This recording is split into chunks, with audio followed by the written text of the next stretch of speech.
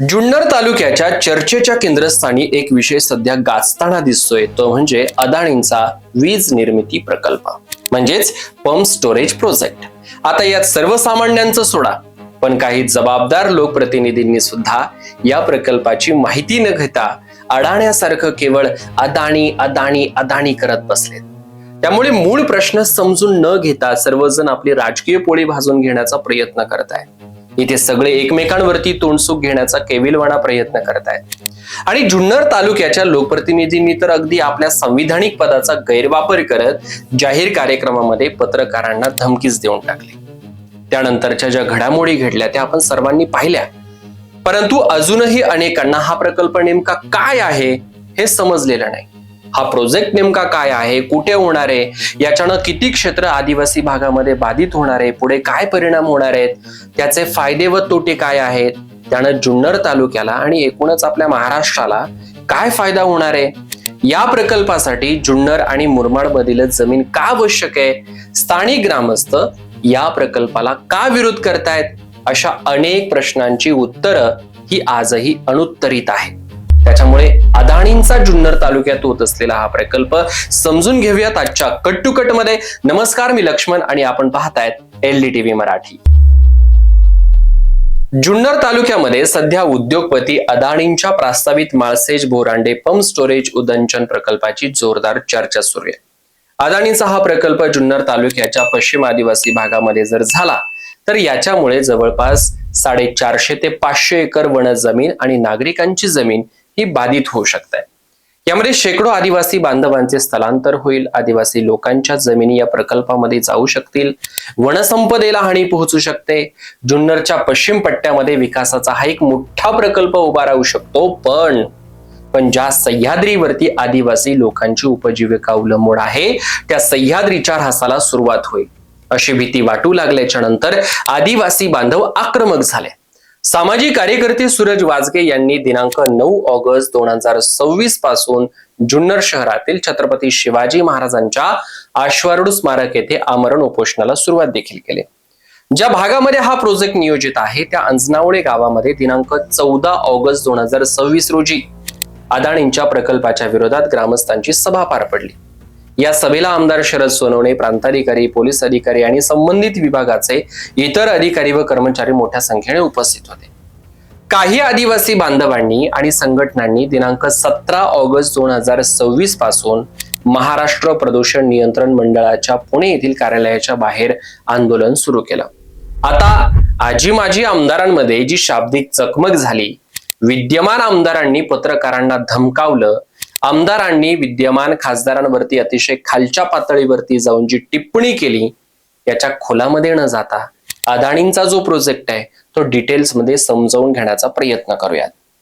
तर अधिकृत पर्यावरणीय कागदपत्रांनुसार या प्रकल्पाचं नाव आहे Malshej Ghat Borande pump storage project.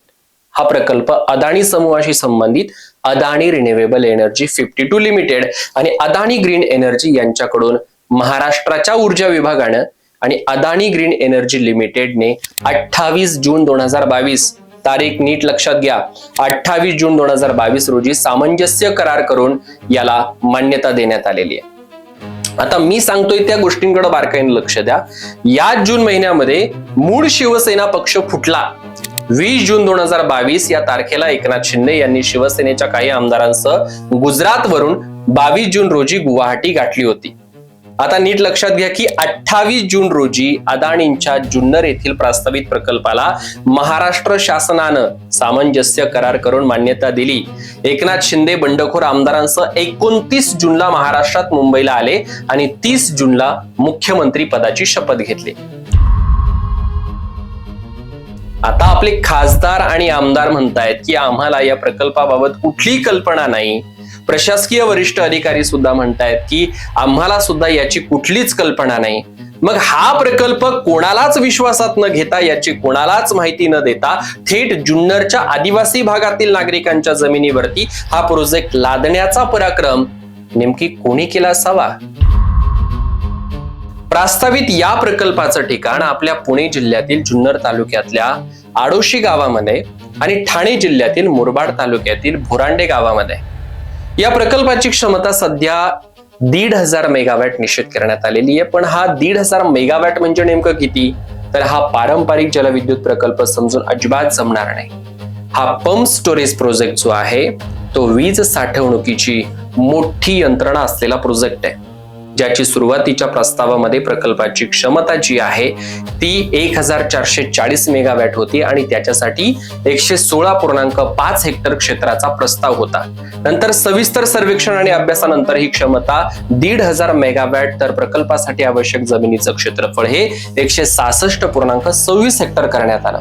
166.26 हेक्टरचं जर आपण एकरमध्ये कॅल्क्युलेशन केलं तर संपूर्ण जमिनीचा एकरमध्ये आकडा येतो तो 410 एकर. सुरुवातीला जे प्रकल्पासाठीचे क्षेत्रफळ निश्चित करण्यात आलं होतं ते 116 हेक्टर म्हणजेच 287 एकर. आता तुम्ही जर 410 एकर मधून 287 एकर जमीन वजा केली तर तब्बल 123 एकर जमीन ही दुसऱ्या प्लॅन मध्ये वाढलेली आपल्याला दिसून येते. त्यामुळे एक गोष्ट इथे क्लिअर होते की जेव्हा प्रकल्प प्रत्यक्षामध्ये चालू होईल त्यावेळेस जलाशय म्हणजेच धरण असेल, पाण्याची पाईपलाईन असेल, वॉटर कंडक्टिंग सिस्टम आणि रस्त्यांसाठीच्या क्षेत्रफळासाठी फक्त 410 एकर जमीन पुरणार नाही, तर हा आकडा वाढत जाऊन 450 ते 500 एकर पर्यंत पोहोचू शकतो. या प्रकल्पाच्या बाबतीमध्ये अगदी सोप्या भाषेमध्ये सांगायचं झालं तर हा प्रकल्प म्हणजे एक प्रकारचा वीज बँक आहे. जेव्हा विजेची मागणी कमी असते आणि ग्रीडवरती अतिरिक्त वीज उपलब्ध असते तेव्हा त्या विजेचा वापर करून पाणी हे खालच्या जलाशयातून वरच्या जलाशयामध्ये पंप केलं जातं आणि जेव्हा विजेची मागणी अचानकपणे वाढते तेव्हा हे जे वरच्या धरणातलं पाणी आहे म्हणजे वरच्या जलाशयातलं पाणी आहे ते वरतून खाली सोडलं जातं. पाण्याच्या प्रवाहामुळे टर्बाईन फिरतात आणि वीज निर्माण होते. म्हणजेच काय की वीज जास्त असताना ती साठवून ठेवायची आणि गरज असेल तेव्हा ती पुन्हा वापरायची. याच कारणामुळे सौर आणि पवन ऊर्जेच्या वाढत्या वापराच्या काळामध्ये पंप स्टोरेज प्रकल्पांना हे जास्त महत्व दिलं गेलंय. या प्रोजेक्ट मध्ये असं निश्चित करण्यात आलंय की वरचं जे धरण आहे ते डोंगर माथ्यावरती असेल आणि म्हणूनच जुन्नर तालुक्यातील अंजनावळे गावाची त्याच्यासाठी निवड करण्यात आली. तर दुसरं धरण जे आहे ते उताराच्या बाजूने असावं म्हणून दुसऱ्या धरणाची जी प्रस्तावित जागा आहे ती मुरबाड भागामध्ये निश्चित करण्यात आलेली आहे. तुम्हा सगळ्यांना एक प्रश्न पडला असेल की हा जो प्रकल्प आहे तो मग हा जुन्नर तालुक्यामध्येच का, तर याचं मुख्य कारण असं आहे की सह्याद्रीचा जो नैसर्गिक भौगोलिक उतार पंप स्टोरेज प्रकल्पासाठी वरच्या आणि खालच्या धरणांमध्ये मोठ्या उंचीचा फरक असणं हे फायदेशीर ठरतं. पाणी हे वरतून खाली सोडलं की त्यातून मोठ्या प्रमाणामध्ये वीज मिळवता येते. त्याच्यामुळे डोंगराळ भाग अशा प्रकल्पांसाठी तांत्रिकदृष्ट्या हा अनुकूल ठरत असतो. हे जरी खरं असलं तरी इथेच विकास आणि पर्यावरण यांच्यातला संघर्ष सुरू होतो. एका बाजूला सरकार आणि प्रकल्प समर्थक म्हणतात की राज्याच्या वाढत्या वीज गरजा पूर्ण करण्यासाठी ऊर्जा साठवणूक क्षमता वाढवणं आवश्यक आहे, तर दुसऱ्या बाजूला स्थानिक नागरिकांचा प्रश्न आहे की या विकासाची किंमत कोण मोजणार.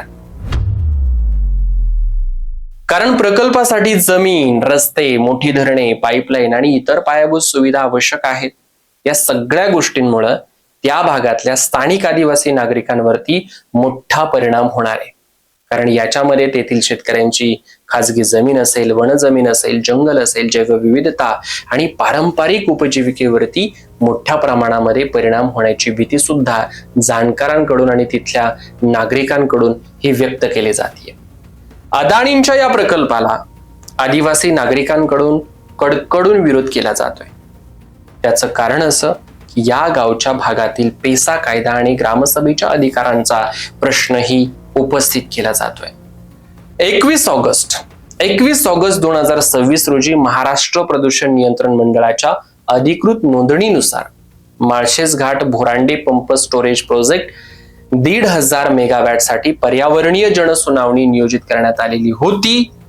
याच्या माध्यमातून प्रकल्पाच्या पर्यावरणीय परिणामांबाबत स्थानिक नागरिक असतील, प्रभावित घटक आणि इतर संबंधितांना आपली भूमिका मांडण्यासाठी ही सुनावणी महत्वाची होती.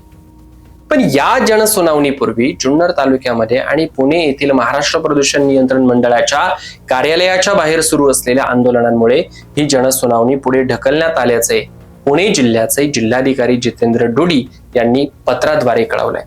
त्याच्यामुळे उपोषणकर्ते सूरज वाजगे यांनी आपलं उपोषण मागे घेतलंय. सरते शेवटी आपल्या सगळ्यांना माझा एक प्रश्न आहे की हा प्रकल्प जुन्नरसाठी विकासाची नवी दारे उघडणारा ठरू शकतो, की निसर्ग आणि स्थानिकांच्या अस्तित्वासमोर एक नवं आव्हान उभं करू शकतो? तुम्हाला नेमकं काय वाटतं कमेंट करून नक्की कळवा. भेटूयात अशाच एका नवीन विषयासह पुढच्या कट टू कट मध्ये. तोपर्यंत धन्यवाद.